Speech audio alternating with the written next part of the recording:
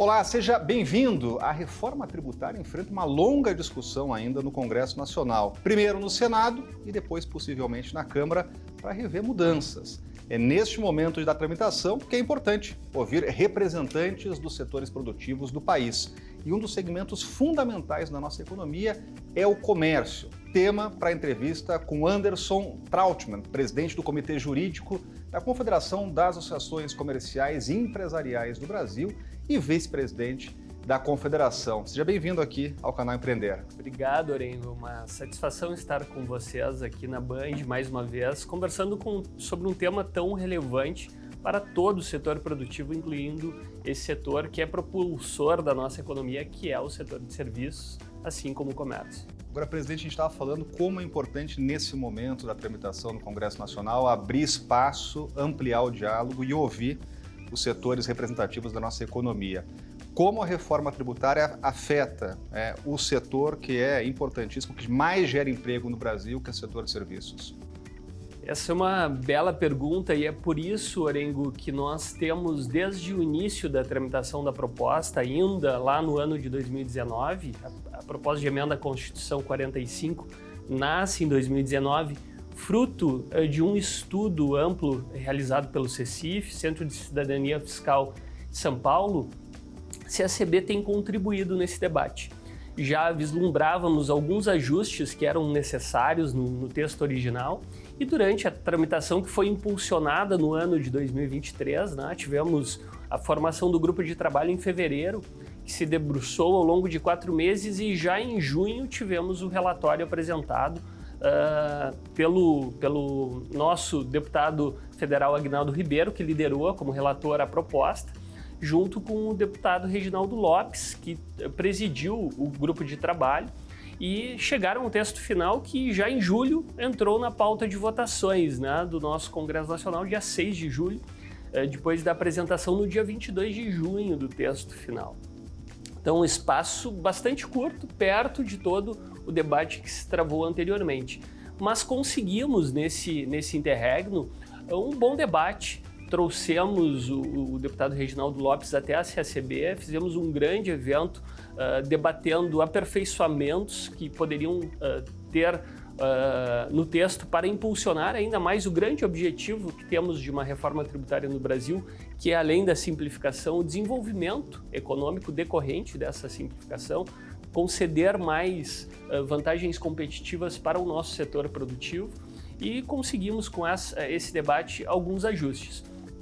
É óbvio que num prazo tão curto como tivemos de 2 semanas para debater a proposta até a sua aprovação no plenário da Câmara, não é possível se entrar em todos os aspectos, especialmente num texto tão impactante e que contempla aspectos tão diversos como é o texto da reforma tributária. Então, temos ainda no Senado expectativas de que alguns pontos sejam ajustados. Agora, esse é um importante momento porque já passou pela Câmara e agora tem uma tramitação no Senado. A gente estava lembrando até desses processos, porque se tiver alteração no Senado, e deve ter, o próprio presidente da Câmara, Arthur Lira, já admitiu que teremos mudanças, volta para uma última votação na Câmara. De que forma as associações, como a Confederação, são chamadas para esse debate? E a pergunta que fica também é se estão sendo ouvidas, se estão sendo ouvidas durante todo esse trâmite importante. Perfeito. Desde o início, esse debate travado pela CACB, que é a confederação que contempla as associações comerciais de todo o país, ela traz consigo os pleitos, as pretensões desse sistema, dessas associações comerciais. Então é um debate que é travado tendo como interlocutor a CACB, mas a partir das vozes das nossas filiadas. E essa voz, Orengo, trouxe durante a tramitação na Câmara dos Deputados alguns pontos essenciais. Eu vou, para a nossa audiência, poder acompanhar algumas evoluções que nós tivemos até como um relato do trabalho já realizado. Nós tínhamos, por exemplo, a tributação dos alimentos de uma forma diferente da que saiu aprovada pela Câmara dos Deputados na proposta original que iniciou a tramitação. Nós não tínhamos alíquota zero, por exemplo, para a cesta básica. Nós tínhamos apenas alguns alimentos contemplados com a redução que naquele momento era de 50%. Então, qual foi o esforço da CACB? Demonstrar que, o impacto na cesta básica é um impacto que afeta toda uma base de cidadãos que tem uma capacidade contributiva, né, uma renda muito baixa. Temos dados do IBGE que demonstram, atestam, né, o fator que é relevantíssimo para nós considerarmos uma mudança do sistema tributário, que é o fato de que 50% da população, dados deste ano, no ano de 2022, teve uma renda média de cerca de R$500, menos de R$600, que era a base histórica. Ou seja, cerca de 100 milhões de brasileiros vivem com uma renda de abaixo de R$600. Isso é um fator determinante quando se pensa na tributação sobre alimentos, por exemplo. E esse foi um movimento feito pela CACB. Conseguimos, no âmbito da UNEX, estávamos tratando aqui sobre isso, uma união que contempla desde Abras, setor de supermercados, até os setores de tecnologia, FRAC, passando por Confederação Nacional de Dirigentes Lojistas e a própria CACB, são mais de 8 entidades que compõem a UNEX. Um trabalho amplo, demonstrando a evolução, a necessidade da evolução e ajustes nesse texto, para que nós pudéssemos chegar num texto que foi aprovado, ou seja, a constituição, a criação de uma cesta básica nacional que não existia, ou seja, em legislação complementar serão determinados os alimentos que terão alíquota zero, o que não se tinha, então uma evolução a partir do trabalho da CACB junto com a Abras e todas as demais entidades da UNEX. Conseguimos ainda que houvesse uma elevação da redução, que era de 50% para 60%, ficando a alíquota de 40% para setores que forem contemplados com alíquota reduzida, além de outros ajustes no texto, como a previsão que aquilo que se anunciava como um dos objetivos da reforma, que era não ter aumento de carga tributária, estivesse no texto, porque era algo que não se tinha no texto original. Ao lado dessas duas alterações importantes, ajustes na tributação de alimentos, uma previsão específica de não haver aumento de carga global, ainda que não seja a trava definitiva que nós gostaríamos de ter, mas uma evolução em relação ao texto inicial, também, Orengo, um avanço em relação aos optantes pelo Simples Nacional. Sempre se disse que o Simples Nacional seria mantido na reforma. Isso é verdadeiro. Ocorre que nós naturalmente podemos manter um sistema, mas desincentivá-lo, que era o que ocorreria no início, Falei aqui de um grande objetivo, que era a manutenção da carga global, pelo menos o que se narra, os defensores da proposta narram que não há o objetivo de aumento de carga, também se falava na proteção ao Simples. No entanto, uma outra modificação, que é a não cumulatividade ampla, que vai permitir crédito em todas as operações, acaba trazendo um impacto para o optante do Simples, que na redação original não gerava esse crédito. Então, se todos geram e o optante pelo Simples Nacional não geraria, obviamente teria um prejuízo para os optantes pelo Simples Nacional em relação à competitividade com uma empresa do regime geral, que vai desincentivar essas empresas a manterem a opção pelo regime. Então, qual foi o nosso esforço? Permitir que também o optante pelo Simples gere crédito. E avançamos, conseguimos que isso estivesse contemplado, essa modificação fosse contemplada no texto que foi aprovado pela Câmara dos Deputados. Temos, Orengo, também nesse ponto, evoluções, temos mais a pleitear ainda que o crédito seja amplo e que se equipare a uma empresa do regime geral. Hoje não se equipara, o crédito é condizente com o recolhimento, que para o optante do Simples é menor do que a empresa do regime geral, naturalmente, porque o regime é beneficiado, é estimulado. Então, são alguns ajustes aqui, respondendo a tua pergunta, que nós conseguimos sim ser ouvidos, conseguimos mais que isso, conseguimos a implementação. Vejam, 3 ajustes fundamentais no texto: modificação da tributação sobre alimentos, previsão de um limite de carga global e proteção ao Simples Nacional. Temos ainda muitos pontos a evoluir, mas foram avanços importantes já obtidos na tramitação na Câmara. Por isso que é bom ouvir sempre as entidades que representam a sociedade para fazer esse encaminhamento no Congresso Nacional. Então, já com alterações importantes na Câmara, agora começa um debate no Senado, né? Sobre os itens da cesta básica. Esse é um tema que gera muita pergunta aqui, até porque se criou essa previsão de alíquota zero para itens que depois vão ser definidos num PLC, no projeto de lei complementar, e tem um debate ainda no Senado de ampliar essa possibilidade, né? Inclusive para produtos de higiene pessoal, há essa possibilidade de ampliar esse leque? Perfeito. O que nós tínhamos na origem, né? Nós tínhamos como referir somente alguns itens beneficiados com a redução de 50%. Essa redução já foi a 60%. E, Orengo, nós temos dois elementos que são importantes que a nossa audiência entenda em relação a alimentos. Foram avanços importantíssimos. Primeiro, nós conseguimos contemplar a criação de uma cesta básica nacional. Tá? Essa cesta básica não existe hoje. Hoje o tratamento ele é diferenciado por estado. Cada estado tem a sua cesta básica para a tributação pelo ICMS, o que é natural, né? A cesta básica do estado de Santa Catarina é diferente do Distrito Federal, que é diferente do Rio Grande do Sul, que é diferente de São Paulo. Cada um tem as suas nuances, a sua cesta básica. E existem algumas regulamentações para a cesta básica nacional, para tirar as contribuições do PIS e da COFINS dos alimentos. Então, essas nuances, elas simplificam. Passa-se a ter uma única cesta básica com o tratamento de alíquota zero para todos os itens que estiverem na lista. Como você bem referiu, que estiverem contemplados, listados por uma lei complementar que virá logo em seguida. O que nós conseguimos além disso? Que todos os demais alimentos imediatamente possam ir para a alíquota de 40%. Sejam beneficiados com a redução. O que ocorria no texto original? Todos iriam para a alíquota padrão de 25%. Então, esse é um benefício extremamente relevante. Segundo dados levantados pela Abras, o impacto em alimentos indo para a alíquota padrão seria extremamente representativo. Aumentaria muito, elevaria muito a tributação sobre esses produtos. Então, esta redução ela é necessária.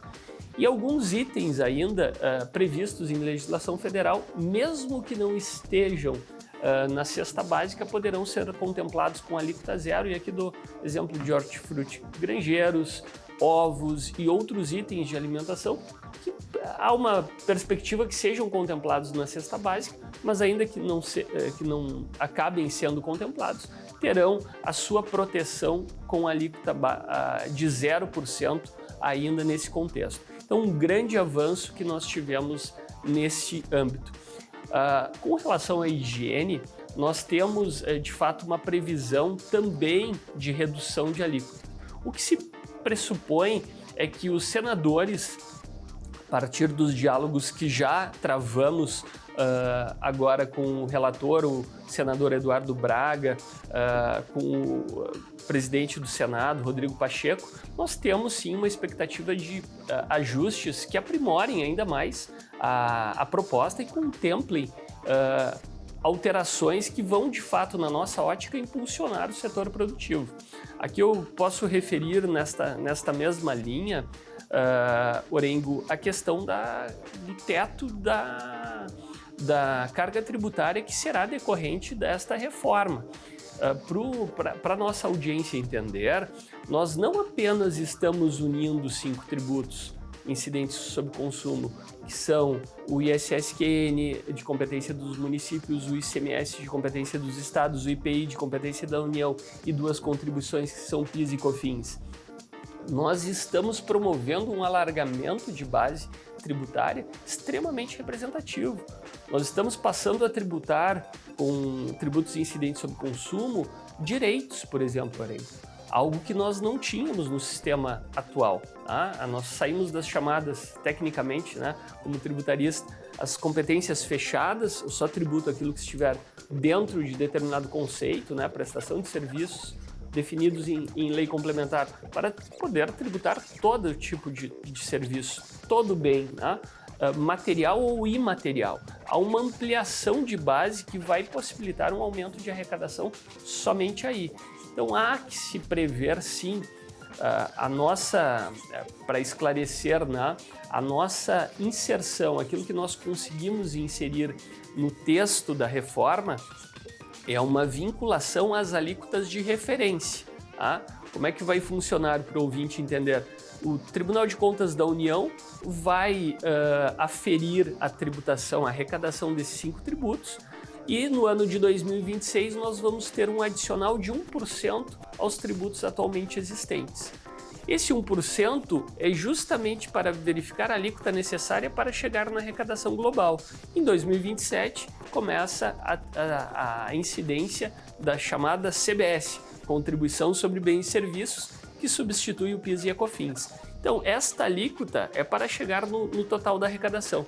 Mas ao longo do tempo, é óbvio que com essa majoração de base, há um potencial de aumento de carga tributária muito grande. E as alíquotas que serão definidas pelo Senado serão mera referência, Orengo, para preservar a autonomia dos entes federados. Então, se a alíquota de referência estabelecida pelo Senado, por exemplo, para municípios for 2%, nada obsta que, por exemplo, São Paulo estabeleça uma alíquota de 2,5%. Neste contexto, a tributação, a carga tributária para aqueles cidadãos de São Paulo pode ficar acima dos 25%. Tá? Já se fala em 27%, em 29%, a partir da nota técnica do Ministério da Fazenda, o ministro Haddad tem trazido essa possibilidade. Então, nós precisamos limitar essa carga tributária, porque aqui começamos falando de um setor importante. O setor de serviços ele será violentamente impactado com essa medida. E esse é um setor que hoje é base da nossa economia. Responde por cerca de 70% de toda a produção de riqueza no país. Então, afetar desta forma, sem haver pelo menos um limitador, é extremamente gravoso. Então, por isso, a CACB também se debruça, ainda no Senado, para que esse limitador não seja mera referência, mas seja, sim, um definidor da carga tributária decorrente da reforma. E é justamente sobre a tramitação no Senado que vamos falar depois do intervalo, depois de um resumo, inclusive, que fizemos aqui, de mudanças, alterações importantes do texto na Câmara, a partir do contato direto com entidades da nossa economia, representantes de setores importantes, como o setor de serviços. A gente continua falando com Anderson Trautmann, presidente do Comitê Jurídico da Confederação das Associações Comerciais e Empresariais e também vice-presidente da Confederação. Não saia daí, a gente volta logo depois do intervalo.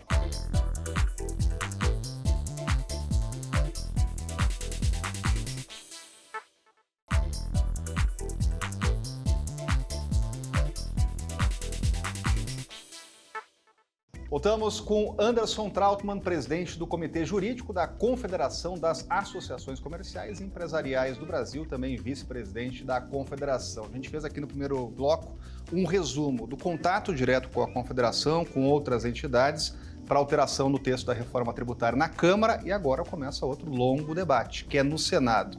O que já foi possível fazer e o que tem na previsão da discussão do Senado Federal? Como é que dá para aprimorar ainda mais esse texto na discussão do Senado? Perfeito, Orengo. Nós falamos no primeiro bloco que o tempo de debate acabou sendo curto na Câmara dos Deputados. Houve avanços importantes, mas temos ajustes sim a serem feitos no Senado. E a CACB tem aberto já a interlocução com os senadores, com o próprio relator da proposta, o senador Eduardo Braga, porque nós falamos de limitador de carga tributária, esse é um elemento importante. Temos o impacto da carga tributária no setor de serviços e apresentamos aí, Orengo, algumas alternativas já, como proposições da entidade de todo o setor produtivo, que contempla as associações comerciais de todo o país, para a proposta que tramita no Senado. É importante nós lembrarmos que os grandes objetivos que foram narrados para a reforma tributária é não aumento de carga tributária, simplificação, não cumulatividade ampla, a transparência. E quando nós olhamos para o texto, o que para nós juristas especialmente é fundamental, né, nós termos a regra, porque sabemos que, por exemplo, não cumulatividade ampla, nós temos a regra já na nossa Constituição. Dependemos também da interpretação dos agentes, né? Interpretação dos nossos tribunais, interpretações trazidas pelos fiscais em relação à norma. Então, a norma ser clara é fundamental. E esta a nossa contribuição neste momento. Por exemplo, em relação à não cumulatividade, existem pontos que são pontos, inclusive, que trazem retrocesso ao sistema, que é a questão contemplada hoje no texto da possibilidade do condicionamento ao crédito, né, ao adquirente da mercadoria, o crédito daquilo que ele pagou na aquisição de um insumo do produto que será vendido, que será comercializado, ao efetivo recolhimento pelo seu fornecedor. Isso é um sistema que no atual regime, ele se aplica somente a devedor contumaz. Tá? Já houve uma discussão, Orengo, sobre essa questão nos tribunais, sobre a chamada nota fiscal inidônea. Para a nossa audiência é muito simples aqui traduzir esse tema, né? A não cumulatividade é a mera dedução do que eu paguei na etapa anterior. Grande promessa, dedução ampla. O texto traz um texto muito semelhante à Constituição atual. Não, mas vamos regulamentar. Sim, vamos regulamentar, mas trazemos no próprio texto constitucional uma possibilidade de o Estado ou o fisco, né, condicionar o crédito ao efetivo recolhimento pelo meu fornecedor. Isso é um atraso no sistema. Esta parte do texto ela tem que ser retirada, porque se a promessa é uma não cumulatividade ampla, é evidente que aqui nós teremos não só complexidade, porque será objeto de regulamentação e a regulamentação trará definidores que, obviamente, permitirão um debate maior, como vai aumentar a litigiosidade, que é o grande objetivo de ser combatida com a reforma. Então aqui é um ponto que nós entendemos que tem que ser enfrentado. Temos um outro resquício de um debate no final da tramitação na Câmara, que é a contribuição sobre produtos primários e semi-elaborados, que entendemos também deve ser excluído do texto, artigo 19, que consta do texto que tramita no Senado hoje. Além desta questão do limitador de carga tributária, avanços no Simples Nacional permitindo uma maior competitividade para as empresas optantes pelo Simples Nacional. Se vamos gerar crédito, temos que ter a possibilidade de crédito no mesmo patamar de uma empresa do regime geral. Do contrário, né, Orengo, nós dois prestamos o mesmo serviço, vamos por hipótese, e temos um cliente que contrata o Orengo no regime geral e o Anderson no Simples. Nós cobramos o mesmo valor, R$10.000, pela prestação de serviço, mas o do Orengo gera um crédito de 25%, o do Anderson, que é optante pelo regime do Simples Nacional, gera um crédito de 2%. É natural que o cliente vá paulatinamente migrando para fornecedores do regime geral, porque vai ter o crédito maior. Então essa falta de assegurar uma competitividade para a empresa do Simples também é uma forma de prejudicar o regime, porque naturalmente nós teremos menos empresas à medida que o regime for implementado, optantes do Simples, e não é isso que nós queremos. Queremos que o Simples continue sendo um gerador de médias e grandes empresas, e para isso precisamos que o regime seja competitivo. Então são alguns dos pontos, né, que a CSAB continuará debatendo, continuará buscando ajustes ao longo da tramitação ainda no Senado Federal. Com relação a um setor que você muito bem destacou, que é o setor de serviços, assim como eu referi no primeiro bloco, nós temos um impacto gigantesco, porque justamente quando a gente fala desse crédito na aquisição, nós temos para o prestador de serviço uma oportunidade de geração de crédito muito menor. Basta pegarmos serviços de engenharia. Qual é a matéria-prima que uma empresa de engenharia contrata? É pequena, são pessoas, né? A grande base do seu custo é folha de serviços, tá? Folha de pagamentos. Então, por isso a CACB se envolveu tanto, inclusive apoiou uma proposta que trazia a possibilidade de crédito a partir da folha. Nada mais correto para minimizar o impacto, permitindo a manutenção do incentivo para a geração de emprego, geração de renda, que é o incentivo à folha de pagamentos. Como é que você incentiva a folha? Permitindo o crédito. Então esse é mais um debate para minimizar o impacto, né, que nós teremos nas empresas prestadoras de serviço. Apenas para dar um dado à nossa audiência. Uma empresa que esteja hoje no lucro presumido, ela tem uma tributação pela COFINS de 3%.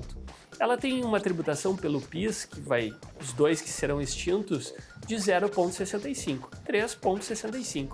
Se nós pegarmos essa empresa sendo do setor de serviços, ela tem uma tributação com teto de 5%. Vamos tomar o teto, 5%. Nós chegamos em 8,65%. Agora pensem na alíquota que está sendo estabelecido como referência de 25%. Essa empresa, ela sai deste patamar, 8,65%, para o patamar de 25%. Imaginem o impacto que nós teremos, não só para esse empreendedor, mas nos serviços em geral na sociedade, porque quem paga a conta somos nós como consumidores. Então teremos um impacto sobremaneira, né, uma inflação de serviços, a permanecer a regra que está hoje no texto que tramita no Senado Federal, e é por isso que a CSCB trabalha tanto pelo aperfeiçoamento do texto, para que tenhamos uma proposta que, ao final, contribua de fato com o seu objetivo final, que é impulsionar a nossa economia. E a gente vê aqui numa rápida entrevista como esse assunto é rico, tem nuances que precisam ser discutidas, até porque isso respeita diretamente a você, que está nos acompanhando, principalmente o empreendedor, o setor de serviços e outros setores que vão ser impactados. É um debate ainda longo, a gente estava referindo que começa agora uma discussão no Senado, com alterações vai voltar para a Câmara ainda, então até o final do ano, com certeza, a gente vai ouvir muito falar e debater sobre a reforma tributária. Eu quero deixar o espaço aberto aqui e já um convite para novas entrevistas no canal Empreender. Muito obrigado. Obrigado, Orengo, obrigado a toda a equipe, tão gentil sempre conosco. Parabenizar por trazer esse tema tão importante, não apenas para o setor produtivo, mas para toda a sociedade brasileira. E eu deixaria a nossa audiência um convite para participar do debate. Eu acho que vejo que algo que foi colocado aqui por todos nós, né, nesta conversa muito prazerosa, foi o impacto no cidadão, tá? E o curto espaço de tempo que teremos para definir o nosso futuro, Orengo. Essa proposta muda a economia brasileira, ela muda a matriz produtiva no Brasil. Nós teremos impactos significativos que vão desincentivar alguns setores e incentivar outros. Não falamos ainda do agronegócio, falamos de serviço, não falamos de um setor que é propulsor da nova economia, que é o setor de tecnologia, que será violentamente afetado. Então, deixo um convite aqui a todos os ouvintes que participem do debate. O debate se alongará tão somente por esse semestre. Não tenho dúvidas. Concordo, né? O Senado vai promover algum ajuste, sem dúvida nenhuma, a casa que representa os nossos estados vai dar a sua contribuição, mas deve voltar até o final do ano à Câmara dos Deputados e teremos aí, lembrando, é uma emenda à Constituição, não tem sanção presidencial, então é promulgada pelo próprio Congresso Nacional e provavelmente tenhamos essa promulgação dentro de 2023 ainda. E a gente vai acompanhar todo o debate aqui, sempre ouvindo os setores representativos da nossa economia e você, a nossa audiência. Então, muito obrigado, Anderson Trautmann, presidente do Comitê Jurídico da Confederação das Associações Comerciais e Empresariais do Brasil, também vice-presidente da Confederação, e um agradecimento especial a você que acompanhou a entrevista, já deixando convites aqui para as novas entrevistas. Muito obrigado e até a próxima.